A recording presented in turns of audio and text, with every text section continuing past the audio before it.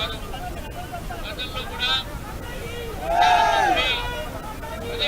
వినాయక చవితి సంబంధించినప్పుడు వినాయక విగ్రహాన్ని, ఈశ్వరులో ఆంజనేయ స్వామి విగ్రహాన్ని, అదే అమ్మవారి విగ్రహాన్ని ఆ రకంగా అనేక స్థానాల్లో మన హిందూ దేవతల్ని అవమానపరిచేలాగానే ఆ విగ్రహాలని కూల్చివేసేటటువంటి ప్రయత్నం కూడా చేయడం జరిగింది.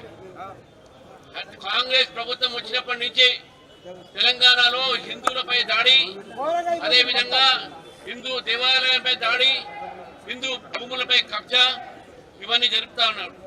నిజంగా మన స్పష్టంగా ఈ యొక్క గుడి ముందే సీసీటీవీలో 8:30 గంటలకి ఇద్దరు వచ్చి ఈ మలమూత్రం చేసి టోపీ వేసుకొని వాళ్ళ బట్టలు ఉతుక్కొని వాళ్ళ ఒంటిని ఉడుక్కొని దేవి మెయిన్ రోడ్ మీద అటువంటి ధైర్యం ఉంది అంటే, ఆ ధైర్యంగా చేశాడంటే అది మామూలు సంఘటన కింద తీసుకోవద్దు. నేను పోలీసులు ఒకటే కోరుతా ఉన్నాను. గతంలో జూబ్లీ హిల్స్ లో కూడా ఈ రకమైనటువంటి ఒక హిందూ దేవాలయాలపై దాడి చేశారు, అక్కడ కూలగొట్టే ప్రయత్నం చేశారు.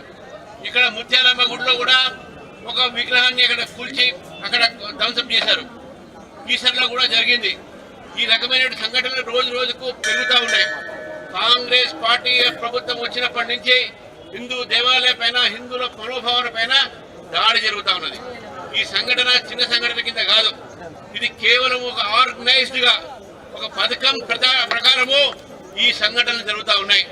ఏదో ఒకటో రెండో జరిగిందని అనుకోవచ్చు, కానీ ఆర్గనైజ్డ్ గా పథకం ప్రకారము హిందూ దేవాలయాల పైన అవమానపరిచేలాగానే హిందూ విగ్రహాల దేవి విగ్రహాలని అవమానపరిచేటటువంటి దీంట్లో అనుమానాస్పదమైనటువంటి ఒక వ్యక్తిగతాన్ని కూడా ఈరోజు ప్రభుత్వం ద్వారా అరెస్ట్ చేయించాల్సిన అవసరం కూడా ఉన్నది. ఏదో చేయి చుట్టుకోవడానికి అతనికి మతస్థిమితి లేదు, ఇంకేదో చెప్పేసుకొని చేయి చుడిస్తే భారతీయ జనతా పార్టీ ఊరుకోదు. ఈ యొక్క దేశంలో ఉన్నటువంటి అనేకమైన సంఘటనలు చూస్తా ఉన్నాం. కానీ తెలంగాణలో ఈ మధ్య ఈ యొక్క ఇన్సిడెంట్ పెరుగుతూ ఉన్నాయి. వీళ్ళు రోహింగ్యాలా, వీళ్ళు బంగ్లాదేశీలా, లేకుంటే పాకిస్తాన్ నుంచి వచ్చి ఓవర్ స్టే ఉన్నటువంటి వ్యక్తులా, లేకుంటే స్థానికంగా ఉన్నటువంటి ఒక వీళ్ళే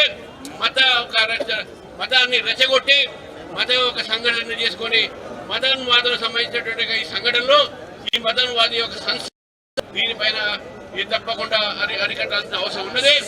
మత సామరస్యాన్ని చెడగొట్టడానికి